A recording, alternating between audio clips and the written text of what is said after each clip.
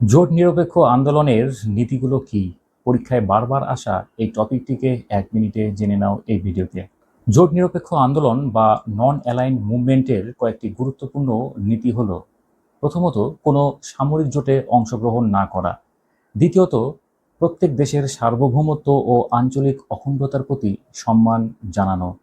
তৃতীয়ত অন্য দেশের আভ্যন্তরীণ বিষয়ে হস্তক্ষেপ না করা। চতুর্থত শান্তিপূর্ণ সহাবস্থান ও আন্তর্জাতিক বিরোধের শান্তিপূর্ণ মীমাংসার চেষ্টা করা। এছাড়া উপনিবেশবাদ, সাম্রাজ্যবাদ ও বর্ণবৈষম্যবাদের বিরোধিতা এবং সমতা ও পারস্পরিক সহযোগিতার সমর্থন নন অ্যালাইন্ড মুভমেন্টের অন্যতম প্রধান নীতি।